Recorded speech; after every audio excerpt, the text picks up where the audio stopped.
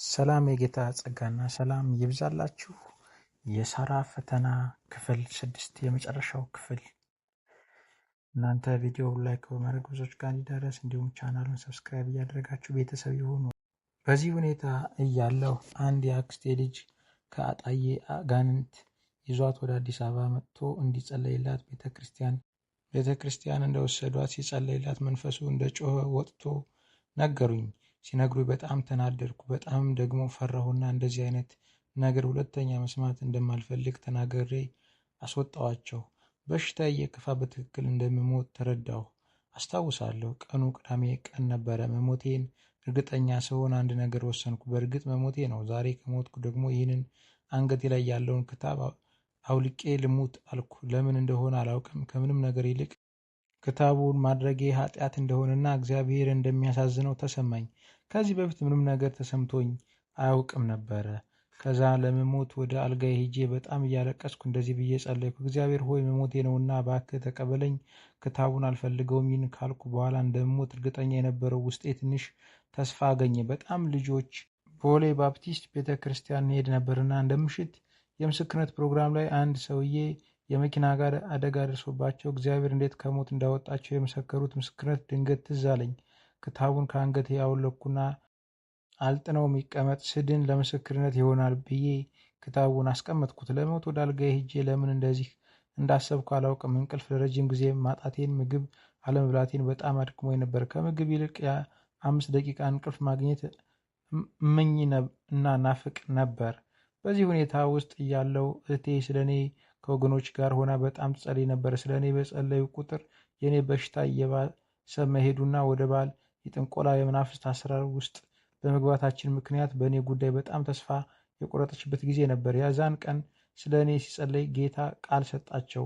አብረዋት የሚጸልዩ ወገኖች ዛሬ መሄድ አለብሽ ብሏት ወደ እኔ ለመምጣት ወሰነች። የተሰጣቸው ቃል ይህ ነበር: የሰራዊት ጌታ እግዚአብሔር ያለቀ የተቆረጠ ነገርን በምድር ሁሉ መካከል ይፈጽማል። ኢሳይያስ ምዕራፍ 10 ቁጥር 23። አልጋዬ ላይ ጋደም ብዬ እያለች መጣች። ሌላ ጊዜ ከሩቅ ስትመጣ ገና ነበር የማውቀው። ለመጀመሪያ ጊዜ ምንም ሳልላት ገብታ ወደ እኔ ቀረበችና እርሷ ምንም አለማለቴ በጣም አስገርሟት ነበር። አጋጣሚውን ተጠቅማ ጌታ ኢየሱስ ይፈውስሻል አለችኝ። እኔም የሆንኩትን ሁሉ መናገር ባልችልም እንቅልፍ ከወሰደኝ ብዙ ጊዜ ሆኖኛል አልኳትና በጣም አለቀስኩ። እርሷም አይዞሽ፣ አንቺ ካመንሽ ጌታ በእርግጥ ይፈውስሻል። ግን አንድ ነገር ልንገርሽ፣ ጠንቋዮች የሚሰጡሽ መድኃኒቶችን አንገትሽ ላይ የምታደርጊው ክታብ በይበልጥ መንፈሶችን የሚያዋህድብሽ ናቸው እንጂ የሚያድኑሽ አይደሉም። አጋንንትን አያወጣውም። ሁሉን ተይውና እስኪ ደግሞ ጌታ ኢየሱስን ሞክሪው አለችኝ።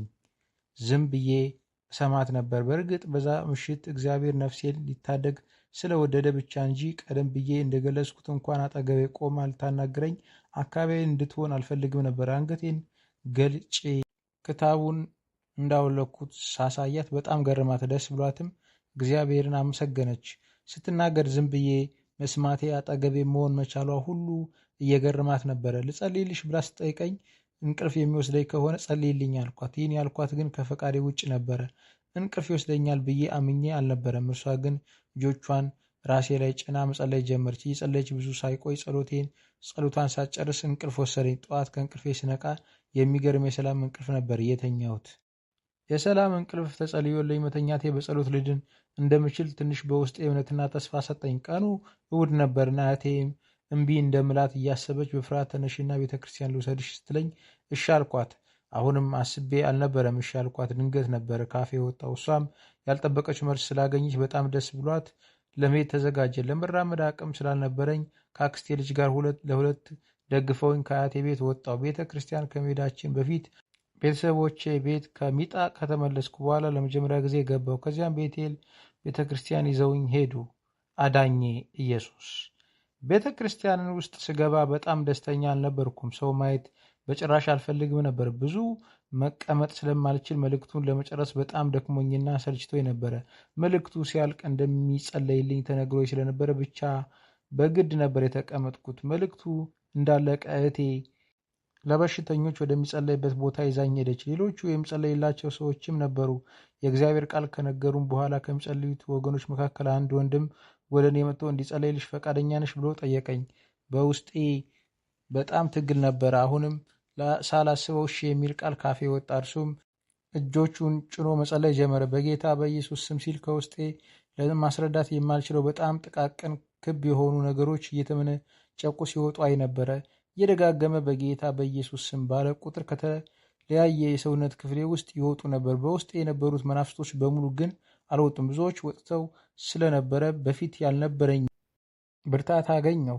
በሆነው ነገር በጣም ተገረምኩ። እምነቴም ከትላንት ይልቅ ጨመረ። ወደ ቤተ ክርስቲያን ስንሄድ በታክሲ ነበር የሄድነው።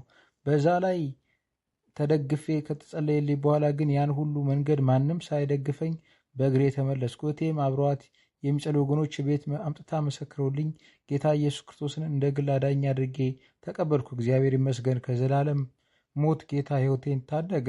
እነኚህ ወገኖች በየጊዜው እየመጡ በተለያየ የጸሎት አዳር እያደረጉ በትጋት ይጸልዩልኝ ነበር። በዚህ አጋጣሚ በድጋሚ ሳላመሰግናቸው በሕይወቴ ውስጥ ትልቅ ቦታ እንዳላቸው ሳልገልጽላቸው ማለፍ አልፈልግም። ይጸልዩልኝ ሲመጡ ሲገናኙኝ ሰላም ሲበባሉ ያላቸው ፍቅር ሳይ በጣም ውስጤ ይበሳጭ ነበረ። ሳያቸው አልፈልግም ነበረ። ሰላም ልላቸው በጣም ቸገር ነበረ። እነርሱ ከልባቸው በፍቅር ሰላም ሲሉኝ ሲያቅፉኝ በጣም ይቀፋኝ ነበር። አንድ ጊዜ የጸሎት አዳር ለማድረግ መጥተው ከጸሎት በፊት ራት ለመብላት ተሰብስበን ከመጸለይ ወይም ከመመስገኑ በፊት በጣም እንቆራጠጥ ነበር። ለምግቡ ባይጸለይ ወይም ባይመሰገን ደስታዬ ነበር። ከመካከላቸው ተነስቼም ለመሄድ እፈልጋለሁ፣ ግን አልችልም። ስለ ምግቡ ከተጸለየ በኋላ ደግሞ እንጀራውን ቆርሻፌ ውስጥ ሳደርግ ሰውነት የሁሉ መንቀጥቀጥ ጀመረ። ከዚያም ሌሊቱን ሲጸልዩልኝ አደሩ። በኢየሱስ ስም ሲሉ መናፍስቱ ከአንድ የሰውነት ክፍል ወደ ሌላ ይሯሯጥ ነበር። በጣም ፍርሃት ይለቁብኝ ነበር። አንዳንድ አይኔ ላይ ብቻ ተሰብስበው ቁጭ ይላሉ። አይኔ ላይ እንዳሉ ተናግሬ ሲጸልዩልኝ ቦታ ይቀይራሉ። የጌታ የኢየሱስ ስም ሲጠራ በውስጥ እግዚአብሔር የሚያደርገው ነገር በጣም ያስደንቀኝ ነበረ። እምነቴንም ቀስ በቀስ አሳደገው። ሲጸለይልኝ መንፈሱ እንዴት እንደሚያደርገኝ ለማየት መጥተው አጋንንት ጥሏቸው ጌታ ኢየሱስን እንደ ግል አዳኛቸው አድርገው የተቀበሉ ቤተሰቦች ነበሩ። በየጊዜው እየተጸለየልኝ ደህና መሆን ጀመርኩ። የሚጸልዩልኝ ወገኖች ጌታ መድኃኒት አለ ብሎናል ብለው ምንም አይነት መናፍስቶች የሰጡኝ መድኃኒት ካለ እንድጥል ነግረውኝ መናፍስቶቹ የሰጡኝን መድኃኒት ክታቡን የማታጠንበትን የምጠቀምበትን ቅጠላቅጠል ስራ ስሮችን በሙሉ አውጥቼ ጥዬ ነበረ። ከጣልኩ በኋላ መድኃኒቶቹ በሙሉ እንደ ጣልኩም ለሚጸልዩልኝ ወገኖች ተናግሬ ነበር። መልእክቱ ግን በተደጋጋሚ ይመጣ ነበር። አንድ ጊዜ የግራ እጄን በጣም ደነዘዘኝ። ያ በጣም ይመስለኝ ብርድ መቶኝ ይሆናል ብዬ ምን ያህል ጊዜ እንደሆነ አላስተውሎም። በነጠላ ጠምጥሜ ነበር። ታዲያ በአንድ የጸሎት ፕሮግራም ላይ እየጸለይልን አንድ ወንድም ወደ እኔ መጣና እጅሽን ምን ሆነሽ ነው ያሰርሽው ብሎ ሲጠይቀኝ ብርድ መቶኝ ነው መሰለ ብዬ ነገርኩት። ነጠላውን ፍቺው አለኝ እና እየፈታው እያለ በግራ ክንዴ በንቅሳት የገባው መድኃኒት ትዝ አለኝ። መንፈሱ ብዙ ጊዜ ሰዎች እንዳይረዱኝ ወይም አንደርስታንድ እንዳያደርጉኝ እያደረገ በጣም ስለሚጎዳኝ አውቄ የደበቅኩ እንዳይመስል እየፈራው በክንዴ ላይ የተደረገውን ነገርኩት። ሁሉም ወደ እኔ ተሰብስበው በንቅሳቱ ላይ ዘይት እየቀቡ በኢየሱስም በክንዷ ላይ የተሰራ መድኃኒት ይፍረስ እያሉ መገሰጽ ሲጀምሩ ወዲያውኑ እግዚአብሔር ፈወሰኝ። የደነዘዘኝ ለቀቀኝ። ያበጠ የመሰለኝም ጠፋ። ስሙ ይባረክ። እግዚአብሔር በተደጋጋሚ መድኃኒት እንዳለ ይናገራቸው የነበረው ይህ ነበረ። በሌላ የጸሎት ፕሮግራም ላይ ደግሞ ጠላት ማዕፀኔን ወደፊት ልጅ መውለድ እንዳልችል እንዳበላሸው እግዚአብሔርም እርሱን እንደሚፈውሰኝ ማዕፀኔም እንደሚባረክ ተናገረኝ። የሚጸልዩልኝ ወገኖች ሕይወቴንም ጨምሮ ስለ ማዕፀኔ ምንም የሚያውቁት ነገር አልነበረም። እግዚአብሔር ምስጢርን የሚገልጽ እውነተኛና ታማኝ አምላክ ነው። እግዚአብሔር በየጊዜው የሚናገረውን በሕይወቴ የሚያደርገው ነገር በጣም እምነቴን ያሳደግልኝ ነበረ። ከብዙ ጸሎት በኋላ ጌታ ኢየሱስ ሙሉ ለሙሉ ከአጋንንት ስርዓት ፈታኝ፣ ማዕፀኔንም ፈወሰኝ። ለሁሉ የሚሆን የምስራች የእግዚአብሔር ቃል በዮሐንስ ወንጌል ምዕራፍ 10 ቁጥር 10 ላይ ሌባው ሊሰርቅ ሊያርድ ሊያጠፋ እንጂ ስለሌላ አይመጣም ይላል። ዲያብሎስ ከጥፋት ሊላምን ለማንም ሰው ምንም አይነት መልካም ነገር የለውም። ጨካኝ ውሸታምና አታላይ ነው። በዘመኔ ሁሉ ባሪያ አድርጎ በግድ ሊገዛኝ በእኔ ላይ የተቆረጠ ዓላማ ነበረ። እርሱ ማምለጥ እንደምችል በሕይወት ለመኖር ምርጫዬ ለእርሱ መገዛትና እርሱን ማገልገል ብቻ እንደሆነ የማይለወጥ ሐሳቡ ነበር። እሺ ብለውና ያለኝን ሁሉ ታዝዤ ባደርግ በዘመኔ ሁሉ አገልጋይ ባሪያው ሊያደርገኝ፣ ካልታዘዝኩ ደግሞ ቢችል ሊገለኝ፣ ካልሆነም ሊያሳብደኝ ነበረ ዓላማው።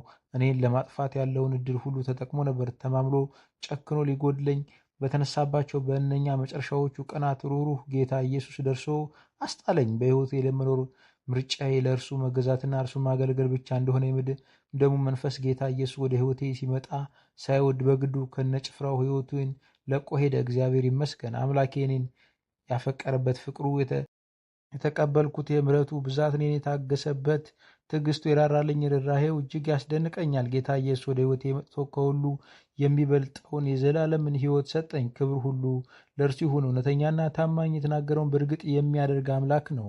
የተናገረኝ ሁሉ በሕይወቴ አድርጎልኝ የውስጤን ሳልነግረው ስለሚረዳኝ በዚህ እጅግ እረካለሁ። እውነተኛ ወዳጅና ምስጢረኛዬ ነው። ከልጅነቴ ጀምሮ ለረጅም ጊዜ ስሰቃይበት የነበረውን ጠላት መውለድ እንዳልችል ያበላሸውን ማኅፀኔን አምላክ እንደተናገረኝ ፈውሶና ባርኮ 4 ልጆችን ሰጥቶኛል። ለረጅም ጊዜ ያጣሁትን እንቅልፍ ጌታ ኢየሱስ እጥፍ አድርጎ መልሶልኛል። ከተፈወስኩበት ቀን ጊዜ ጀምሮ በፈለግኩት ጊዜና ሰዓት በማንኛውም ቦታ እንቅልፍ መተኛት እችላለሁ። ሰው ስሙ ለዘላለም ይባረክ። በዚህ ደግሞ አልቆመም። የተተረፈ ሰላም፣ ረፍት በጌታ አግኝቻለሁ። ዛሬ ሰላም ብዙ ነው። በጣም ደስተኛ ነኝ። አምላኬ ለ12 ዓመታት ያህል ጠላት በሕይወቴ ያደረገውን ክፋትና ሊገድለኝ ያቀደውን እቅድ አፍርሶ በሰላም በቤት ያኑረኝ ነው። ይህ መልካምነቱን የማይልቅ ጌታ በእኔ ሕይወት ካደረገው ታምር የተነሳ ብዙዎች ቤተሰቦች የጌታ ኢየሱስን እንደ ግል አዳኛቸው አድርገው ተቀብለዋል። አባቴ እናቴም እግዚአብሔር ዕድል ሰጥቷቸው ወደ ጌታ ከመሄዳቸው በፊት ጌታ ኢየሱስን እንደ ግል አዳኛቸው አድርገው ተቀብለዋል። ከ11 ልጆች መካከል 9ችን ዛሬ በጌታ ነን። መናፍስት በምናስጠራ ጊዜ የተለያየ ችግር የነበረባቸው ዘመዶቻችን መፍትሄ ፍለጋ ከኛ ጋር ሲያመልኩ የነበሩ አብዛኞቹ ጌታ ኢየሱስን እንደ ግል አዳኛቸው አድርገው ተቀብለው ዛሬ እግዚአብሔርን እያገለገሉ እግዚአብሔር ካደረገው ከዚህ ድንቅ ስራው የተነሳ እኔና ባለቤቴ ከልጆቻችን ጋር አሜሪካ ሀገር በምትገኘው በፊኒክስ ማራናታ ቤተክርስቲያን ውስጥ እግዚአብሔርን እናገለግላለን። ኢየሱስ ክርስቶስ ለዘላለም ጌታ ነው። ተፈጸመ።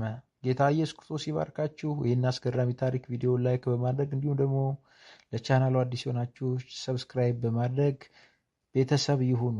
የጌታ ኢየሱስ ክርስቶስ ጸጋ ከእያንዳንዳችሁ ጋር ይሁን።